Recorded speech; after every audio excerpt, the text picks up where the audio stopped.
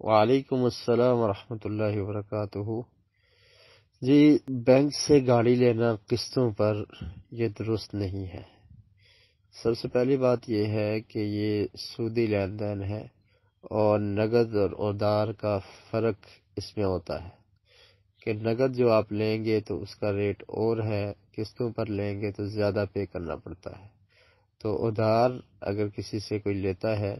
اور اس پر زیادہ وہ ڈیمانڈ کرتا ہے کہ مجھے اس پر زیادہ دو، تو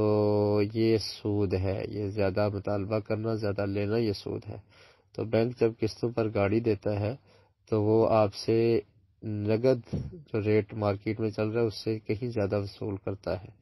تو اس لیے بھی یہ درست نہیں ہے۔ دوسرا، بینکی نظام میں عموماً سود پایا جاتا ہے اور یہ سودی لین دین کے تحت ہی گاڑی کی خرید و فروخت ہوتی ہے، تو اس لیے یہ لینا درست نہیں ہے۔ باقی یہ بات کہ یہ کہنا کہ بینک نے وہ گاڑی خرید کر ہمیں دی ہے اور وہ ہم اس کو استعمال کر رہے ہیں، ہم سے وہ رینٹ وصول کر رہا ہے، بینک والوں کا کہنا یا کسی اور آدمی کا کہنا، یہ درست نہیں ہے۔ اس میں آپ نے مکان کی مثال دی ہے کہ ہم مکان بھی تو رینٹ پہ لیتے ہیں، لیکن یہ بات آپ یاد رکھیں کہ مکان جب آپ کرائے پر لیتے ہیں تو آپ اس مکان کے مالک نہیں بنتے کبھی بھی۔ آپ 10 سال رہیں، 5 سال رہیں، جب تک آپ مکان میں رہتے ہیں اس کا رینٹ دے رہے ہیں اور رہ رہے ہیں، لیکن آپ کی ملکیت نہیں ہے، وہ مالک اس کا کوئی اور ہی ہے۔ آپ نے مکان کو یوز کیا، اس میں رہائش اختیار کی، اس کا رینٹ ادا کیا۔ جبکہ گاڑی میں یہ صورت نہیں ہے۔ بینک سے جو گاڑی آپ لے رہے ہیں وہ آپ خرید لیتے ہیں، جب قسطیں پوری ہو جائیں گی آپ اس کے مالک بن جائیں گے، تو یہ خرید و فروخت ہے، یہ رینٹ کرائے والا معاملہ نہیں ہے۔ تو ان دونوں چیزوں میں فرق ہے۔ یہ گاڑی آپ نے خریدی ہے، یہ صرف کہنے سے یہ نہیں ہوتا کہ جیسے آپ سے ہم رینٹ وصول کر رہے ہیں چونکہ آپ اس گاڑی کو یوز کر رہے ہیں، یہ تو ایک بات ہے نا، تو حقیقت نہیں ہے، کیونکہ حقیقت اس لیے نہیں ہے کہ وہ گاڑی کے آپ مالک بن جائیں گے جب آپ قسطیں ادا کریں گے۔ تو لہٰذا یہ کرائے کے ساتھ اس کو تشبیہ دینا، اس کی مثال دینا، یہ درست نہیں ہے۔ وہ گاڑی بینک نے آپ کو بیچی ہوتی ہے اور آپ نے خریدی ہوتی ہے، تو خرید و فروخت میں حلال اور حرام کا خیال رکھنا ہے، سود اس میں شامل نہیں ہونا چاہیے، تو لہٰذا یہ خرید و فروخت درست نہیں ہے۔ اور اب آپ کی یہ بات کہ بینک والوں نے انشورنس کروائی ہوتی ہے کہ اگر نقصان ہوگا تو جو بندہ گاڑی کا مالک ہے وہ نہیں پے کرے گا بلکہ بینک پے کرے گا۔ بینک نہیں پے کرتا بلکہ وہ انشورنس کمپنی پے کرتی ہے۔ تو یہ کسی چیز کی بھی انشورنس جیسے بینک نے کروائی ہے ویسے عموماً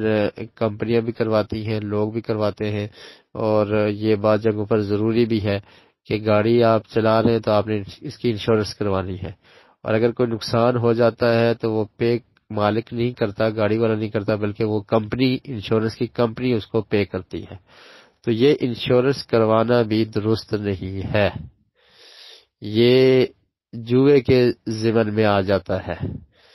کہ سب لوگ فیس دے کے انشورنس کرواتے ہیں اور وہ کمپنی سب کا پیسہ اپنے پاس محفوظ کر لیتی ہے، جبکہ نقصان کبھی کبھار ہوتا ہے اور کسی ایک کا ہوتا ہے، ایک کا ہوتا ہے تو اس کو وہ پیمنٹ مل جاتی ہے، باقی جن کا نقصان نہیں ہوا ان کا پیسہ وہ کمپنی کھا گئی، اور یہ ان کا پیسہ رائے گاں چلا گیا۔ ایسا تو نہیں ہوتا کہ ان کو واپس کر دیا جن کا نقصان نہیں ہوا۔ اور پھر بسا اوقات یہ ہوتا ہے کہ آپ نے فیس دے کے انشورنس کروا دی جو فیس بالکل معمولی ہے، اور آپ کا نقصان ہو گیا لاکھوں میں یا بہت زیادہ نقصان ہو گیا، تب آپ نے فیس تھوڑی دی ہے اور آپ وصول زیادہ کر رہے ہیں جو آپ کا حق نہیں ہے، تو اس لیے یہ انشورنس بھی درست نہیں ہے اور جائز نہیں ہے۔ اس سے جتنی طاقت ہے، جتنی وسعت ہے، اس سے بچنا چاہیے۔ جو مدد اور تعاون ہوتا ہے وہ الگ چیز ہے کہ کسی کا بھی نقصان ہوا ہے تمام لوگ مل کر اس کا تعاون کر دیں، اس کی مدد کر دیں، اس کی گاڑی کا ایکسیڈنٹ ہوا ہے اس کو بنوا دیں، لیکن اس میں یہ ہے کہ وہ اللہ سے اس کا اجر کا مطالبہ کریں، اس بندے سے کوئی مطالبہ نہ ہو ان کا کہ ہم نے آپ سے کچھ نہیں لینا، کوئی 1000 دیتا ہے، کوئی 2 دیتا ہے، کوئی 5000 دیتا ہے، جتنے بھی دے تو یہ تعاون کی شکل ہے۔ لیکن یہ جو تعاونی شکلیں بنائی گئی ہیں انشورنس کے اعتبار سے، تو اس میں نقصان ہے، کبھی کسٹمر کا نقصان ہوتا ہے اور کبھی کمپنی کا نقصان ہوتا ہے، اور عموماً یہ ہوتا ہے کہ نقصان نہیں ہوتا، اور تمام لوگوں کی جو فیسز ہیں تو ان کو جمع کر کے تو کمپنی امیر سے امیر ہوتی جاتی ہے.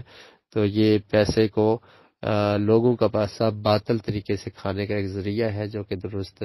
نہیں ہے، تو ان کاموں سے بچنا چاہیے.